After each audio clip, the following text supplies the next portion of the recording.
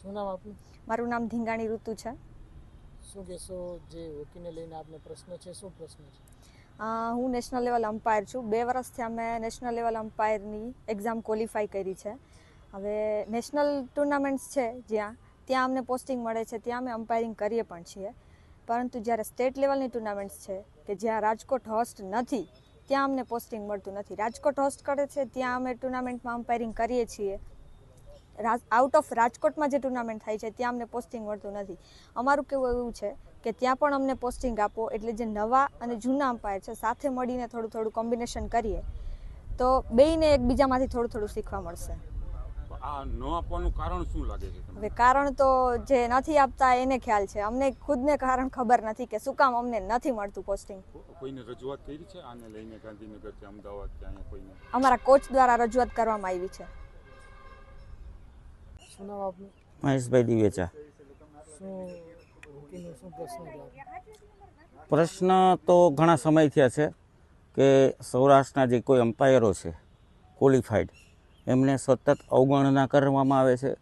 જ્યારે રાજ્ય કક્ષાની કે ફેડરેશનની ગુજરાત રાજ્યની જે કોઈ પણ ટુર્નામેન્ટો હોય છે એમાં સૌરાષ્ટ્રના એક પણ અમ્પાયરને બોલાવવામાં આવતા નથી. કારણ શું કે કોઈ સૌરાષ્ટ્રના અમ્પાયરને બોલાવવામાં નથી આવતા? એ કારણ માટે જ અમે મથીએ છીએ. છેલ્લા 5 વર્ષથી 6 વર્ષથી જોઈ રહ્યા છીએ કે લોકલ ટુર્નામેન્ટ અહીંયા જ્યારે રાજકોટ હેન્ડલ કરતું હોય છે ત્યારે રાજકોટ સૌરાષ્ટ્રના અમ્પાયર અહીંયા આપણે બોલાવીએ છીએ. રાજ્ય કક્ષાનો ખેલ મહાકુંભ હોય કે ગમે તે હોય, પણ જ્યારે ગુજરાત સાઈડ કોઈ પણ ટુર્નામેન્ટ થાય છે તો આપણા અમ્પાયર બોલાવો નથી. કદાચ મારી દ્રષ્ટિએ એવું શકે પ્રાંતવાદ થતો હોય એવું. એટલે આપણી પાસે ખેલાડી નથી કે એવું? નહીં, મારી પાસે તમને કહું ને કે ઓછામાં ઓછા 15 થી 20 અમ્પાયર છે જે હોકી ગુજરાતની સાઇટ ઉપર બી મૂકેલું છે. નેશનલ કક્ષાના બી અમ્પાયર છે અહીંયા, છતાં પણ અવગણના કરવામાં આવે છે.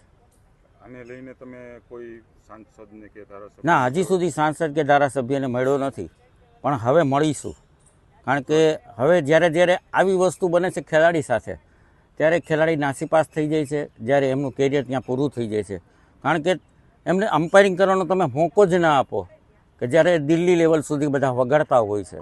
જ્યારે ગુજરાત રાજ્યમાં આવી ટુર્નામેન્ટ હોય છે તો ગુજરાત રાજ્યમાં એ લોકોને બોલાવવામાં નથી આવતા, તો બાળકો ધીરે ધીરે હોકી છોડી દેશે.